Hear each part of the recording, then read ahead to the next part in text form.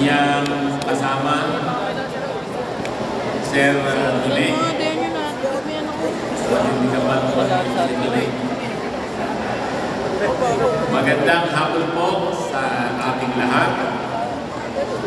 Paunahin sa ating bisita at ngayon ay Division Supervisor ng UPE sa buong lalawigan natin, hindi lang San Miguel, hindi lang San Rafael, mga magulang.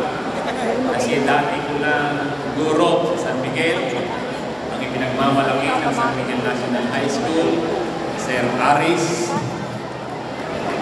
Sa akin po, dalawa katuwang sa pamamahala sa ating paaralan, Sir Joel at Manche. At siyempre sa punong abala ng ating napakahalagang okasyon ngayon kay Ma'am Esperanza na kanina ay nag-deliver ng kanyang speech bagay na bagay sa House of Representatives Forum. At siyempre sa may bahay ni Sir Aris, kaya lang napakabilis ng transportation. Teacher ba yan? Hindi ko alam kung siya rin yung pinakilala sa akin ni Sir Aris.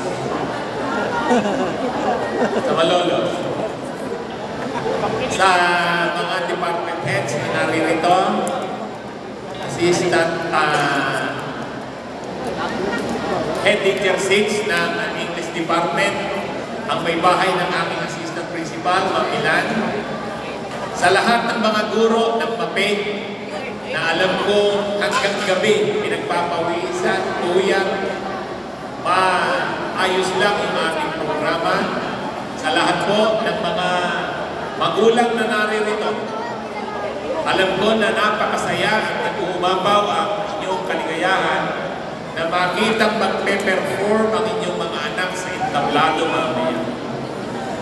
Ako'y nakagalak sa suporta na talagang ipinakikita at ipinararamdam dito sa amin, sa ating paaralan. Pasensya na po kayo, bagaman sana sagutin ng paaralan ng administrasyon. Kaya lamang po, alam ninyo na talaga hindi makakaya sagutin ng paaralan ang Google nito. Pero ipinakita niyo pa rin ang inyong lubos na pagtulong at pagsuporta. I salute you, dear parents. Sa ginawa po ninyong yan, maging ang ating mga anak, tuwan-tuwa, halos hindi siguro makakatulong. Dahil